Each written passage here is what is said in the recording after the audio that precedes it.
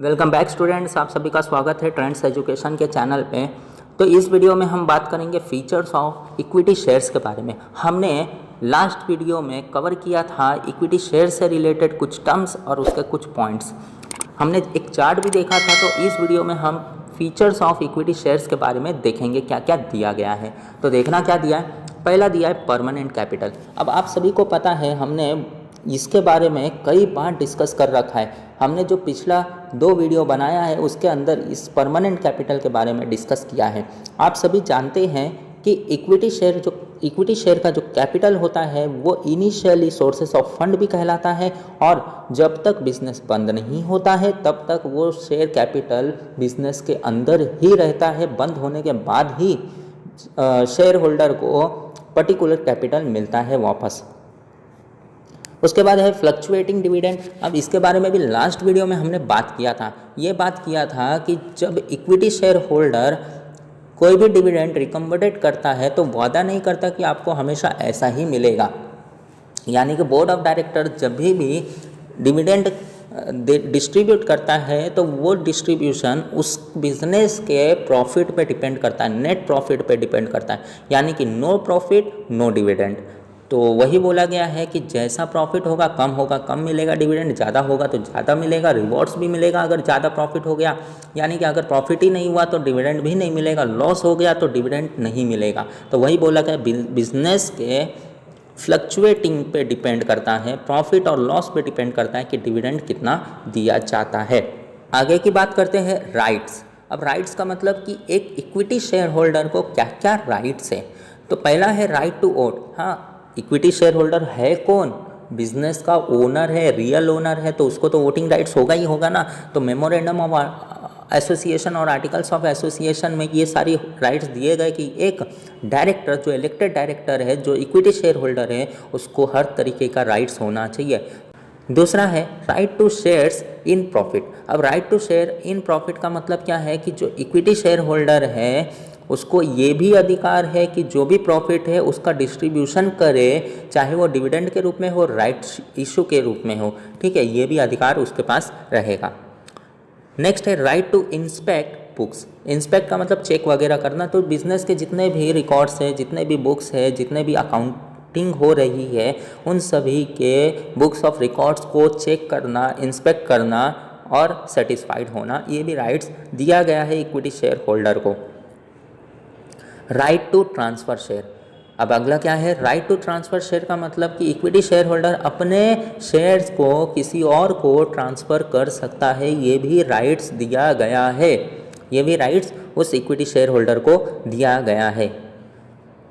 Next point की बात करें तो नो प्रेफरेंशियल राइट्स। अब नो प्रेफरेंशियल राइट्स का मतलब क्या है कि यहाँ पे इक्विटी शेयर होल्डर डिविडेंड का डिस्ट्रीब्यूशन कर सकता है लेकिन खुद डिविडेंड नहीं ले सकता है।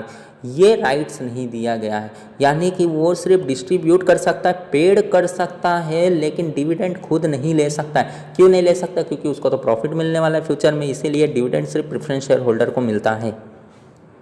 नेक्स्ट है कंट्रोलिंग पावर। अब कंट्रोलिंग पावर का मतलब क्या है कि जो इक्विटी शेयर होल्डर है वो बिजनेस में जो भी हो रहा है सबको कंट्रोल कर सकता है, चाहे वो मीटिंग से रिलेटेड हो, चाहे वो वोटिंग राइट्स से रिलेटेड हो, चाहे किसी के प्रॉक्सी से रिलेटेड हो, चाहे वो बुक्स ऑफ रिकॉर्ड्स को चेक करना हो, चाहे वो किसी डायरेक्टर या फिर मैनेजमेंट के अंदर पार्टिसिपेट करना चाहता है। हर तरीके का वो राइट्स रखता है और सबको कंट्रोल करने का पावर भी रखता है, कोई डिसीजंस लेने का पावर भी रखता है। क्यों ये सब रखता है? क्योंकि equity share holder he real owner of the business है। वो नहीं होगा तो बिजनेस भी नहीं होगा। अगला है रिस्क। रिस्क का मतलब कि इक्विटी शेयर होल्डर, ऊपर ही हमने देखा था कि जो इक्विटी शेयर होल्डर के जो कैपिटल्स होते हैं उसे वेंचर कैपिटल भी कहते हैं और रिस्क कैपिटल भी कहते हैं। ये लास्ट वीडियो में हमने डिस्कस किया था। तो जो रिस्क है, real owner he is the real risk bearer of the company. तो जो भी डिस्ट्रीब्यूट किया जा रहा है, बिजनेस अगर लॉस में जाता है तो ये सारा का सारा बिजनेस का जो लॉस है वो किसके सर पे चला जाएगा? वो सिर्फ और सिर्फ इक्विटी शेयर होल्डर के ही मत्थे पे आएगा। अगला देखते हैं रेसिडुअल क्लेमेंट। अब रेसिडुअल क्लेमेंट का मतलब कि बिजनेस जब भी बंद हो जाएगा, बंद होने के बाद जो भी असेट्स या पैसा इनकम बचा होगा बिजनेस के अंदर, मतलब सबको सेटलमेंट करने के बाद, चाहे वो क्रेडिटर हो, चाहे वो डिवेंचर्स हो, चाहे वो प्रेफरेंस शेयर होल्डर हो, सबको सेटल करने के बाद जो भी असेट्स या इनकम बचा होगा तब जाकर वो असेट और इनकम इस इक्विटी शेयर होल्डर में डिस्ट्रीब्यूट होगा, अदरवाइज नहीं होने वाला है। नहीं बचा तो नहीं होगा, ठीक है। रेसिडुअल का मतलब बचा हुआ।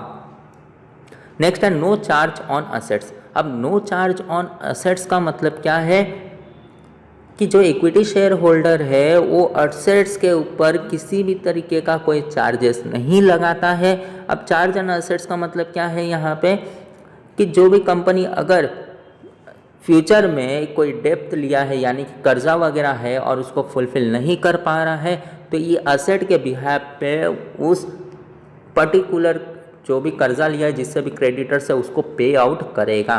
तो यहाँ पे जो है नो चार्जेस ऑन असेट्स का मतलब क्या है कि simple loan created on assets of a company in favour of creditor, यानी कि डेप्थ अगर फेल होता है यानी कि पैसा नहीं दे पाता है तो असेट्स को देना पड़ेगा उस बिजनेस के ओनर्स को। नेक्स्ट है बोनस इशू। बोनस इशू जो है बिजनेस में जब प्रॉफिट होता है तो बोनस क्या है, बोनस एक टाइप का गिफ्ट है उस इक्विटी शेयर होल्डर के लिए। तो ये जो बोनस इशू होता है वो समय समय पे या किसी ओकेशन पे दिया जाता है, ऐसे गिफ्ट्स इक्विटी शेयर होल्डर्स को, ठीक है। ये नॉर्मली जो है हिंदुस्तान की बात करें तो दिवाली के ऐसे ओकेशंस पे ही बोनस शेयर दिया जाता है। तो वन टाइप ऑफ क्या है, एक्यूमुलेटेड प्रॉफिट है जो भी इशू किया जाता है वो बिजनेस के एक्यूमुलेटेड प्रॉफिट में से इशू किया जाता है। बोनस शेयर क्या generally gift of the equity share holder भी कहलाता है। नेक्स्ट है राइट इशू। अब राइट इशू क्या है, राइट इशू जो है वो कैपिटल का एक हिस्सा होता है, कैपिटल में से उसको रेस किया जाता है और ये जो है शेयर के रूप में भी दिया जाएगा या फिर पैसे के रूप में भी दिया जाता है। ये जो है जनरली उन सारे शेयर होल्डर्स को दिया जाएगा और इसको न्यूली ऑफर्ड शेयर्स भी कहा जाता है, ठीक है। नेक्स्ट है फेस वैल्यू। फेस वैल्यू के बारे में भी हमने डिस्कस किया था कि फेस वैल्यू जनरली है क्या कि जो भी शेयर्स है वो पार्ट में स्मॉल पार्ट में डिवाइडेड है। अब वो स्मॉल पार्ट में जो डिवाइडेड है उस पर्टिकुलर एक शेयर की जो वैल्यू होगी उसे ही कहेंगे हम face value of the particular each shares of the company. Next है मार्केट वैल्यू। अब मार्केट वैल्यू का मतलब है कि मार्केट के अंदर डिमांड एंड सप्लाई को दर नज़र रखते हुए जितना डिमांडेड होगा उस हिसाब से शेयर्स की वैल्यू भी इंक्रीज होगी, अगर डिमांड कम होगा तो उस हिसाब से शेयर्स की वैल्यू भी कम होगी। यानी कि डिमांड और सप्लाई के ऊपर डिपेंड करता है कि मार्केट वैल्यू होगा क्या पर्टिकुलर शेयर्स का। अगर जो है कंपनी ज़्यादा प्रॉफिट कमाती है तो मार्केट वैल्यू उसका इंक्रीज हो जाएगा, अगर कंपनी प्रॉफिट नहीं कमा रही है, कम कमा रही है तो मार्केट वैल्यू भी डाउन होगा। इसी के ऊपर डिपेंड होगा market value of price of the shares of particular shares का। नेक्स्ट बात करते हैं कैपिटल एप्रिसिएशन। अब कैपिटल एप्रिसिएशन का मतलब क्या कहलाता है, जब भी मार्केट वैल्यू यानी कि जो शेयर मार्केट के अंदर पर्टिकुलर बिजनेस है उसका शेयर मार्केट इंक्रीज हो रहा है, प्रॉफिट कमाए जा रहा है, तो यहाँ पे इनडायरेक्टली पर्टिकुलर बिजनेस का जो भी मार्केट वैल्यू होगा वो भी इंक्रीज हो जाएगा, गुडविल भी इंक्रीज हो जाएगा। अगर गुडविल इंक्रीज होता है तो ऑटोमेटिक यहाँ पे मार्केट वैल्यू उस बिजनेस का बढ़ जाएगा, लोग उसको पहचानने लगेगा और अगर लोग पहचानने लगे इसका मतलब कैपिटल एप्रिसिएशन हो ही गया बिजनेस का, यानी कि फ्यूचर में बहुत ही आगे जाएगा ये बिजनेस, कभी डूबेगा नहीं। उसी को बोला जाता है कैपिटल एप्रिसिएशन, यानी कि market value of share increase in the share market.